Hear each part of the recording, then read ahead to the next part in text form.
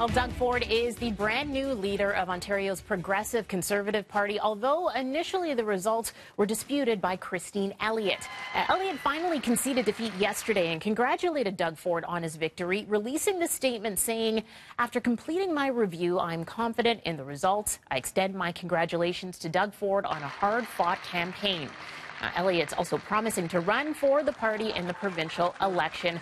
On Saturday, the party had declared Ford the winner by a margin of just 1%. Originally, there were concerns with irregularities.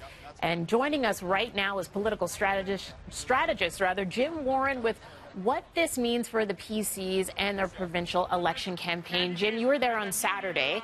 Have you seen anything like it? Because all of us who were watching from the outside just, it seemed like chaos. Tammy, it was unbelievable. And in a story you didn't think had any more chapters, it really was the final climax to a leadership campaign that people just shook their heads at. So we stood around for hours and hours and hours. It really struck me as somebody involved in politics. They just didn't come out and tell you. Nobody knew what was happening. Social media was lit up with stories about what might be happening. And so there was rumors, speculation. It was rampant. And at the end of the day, it actually was true. As a party divided, a lot of controversy, and an eventual winner that everybody was a little bit shocked by. Yeah, definitely. And, Christine Elliott as well contesting the initial results.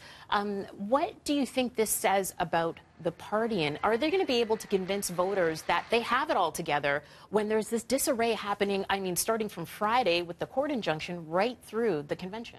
Well, and that was, I think, the big conclusion. Christine Elliott was going to have to go to court. It would have taken weeks, if not months, to get a conclusion. And she knew that there's no way she could run and be premier if she did that process. So I think she folded the tent, has conceded to Doug Ford.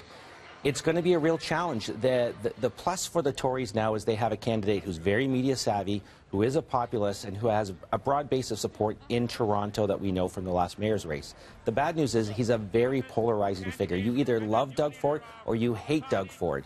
And so it'll be interesting because, like the premier, you either love or hate her. You have an opposition leader. It'll be interesting to see how that plays out in the campaign overall. And Doug Ford right now is not a candidate in any riding in the upcoming provincial election, so he has to choose a riding. Any idea where that might be? Will he stick in Etobicoke, where the roots are pretty solid? So the speculation is he will be in Etobicoke. He's going to focus, I think, a lot of his campaign on that broad-based 905, northern Toronto. That's the sort of heart of Ford Nation, if you want to call it, and that's where he hopes to try and win the next election. So the interesting thing is he will not get a seat in the legislature, so you'll still see Vic Fideli sort of trying to take on the premier in the legislature, while the new leader is focused to stay on the sidelines and sort of, I guess, focus on internal party matters. Right, and trying to create this united party, or at least let people know in the public that they are coming together if they can do that in time for the June election. And that's the biggest challenge for the PCs now is with this leadership, they're really at the 11th hour. They have to revamp their party platform. They have to revamp the way they get the candidates, everything from their posters to pictures. They got to go around now and get Doug Ford's picture. So they're really stuck behind the 8th ball. What's interesting, if you look at Doug Ford, is he ran in the mayor's race at the 11th hour. He ran in this leadership at the 11th hour. Now he's got to run to be premier at the 11th hour. So he does have experience in being at the last minute. Can you pull it off? The province, this is a huge province geographically, very diverse. That'll be the huge challenge for the Tories. Can they pull this off? Now, with Ford running in this June election, and there has been a record low in terms of approval rates for a Kathleen Wynne, is this a situation where it could still be anyone but the Liberals? Or now with Ford in office being that polarizing, we really don't know? Really, it's a good news, bad news scenario for Kathleen Wynne. So Kathleen, I think, now has the most formidable opposition in personality. He is larger than life, and he has such a media presence. But the picture, there's going to be no 50 Shades of Grey come June 7th.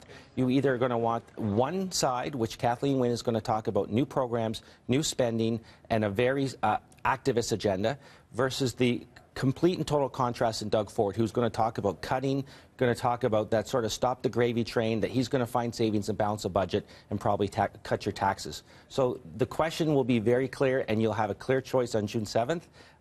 Whether it should be so polarized, I don't know. Ontarians typically like a little bit more middle of the road, but you'll definitely have two definite contrasts. Okay, and lastly, Christine Elliott conceding last night after meeting with Doug Ford face-to-face. What does that suggest for her coming up in the election? The speculation, and she said last night she's going to run in the next election. position. I will be surprised if come June 7th her name is on a ballot. I think what she was doing is she was giving Doug what he needed in exchange for some backroom maneuvering for him to support some of her key supporters. Because often you'll support someone for leader to get a cabinet post. Now that Doug Ford is leader, she would have wanted to do something for her supporters, and that's what you would have saw in the back rooms last night. All right, Jim, thank you so much for joining us this morning. Really appreciate it. We'll send it down to Dina next.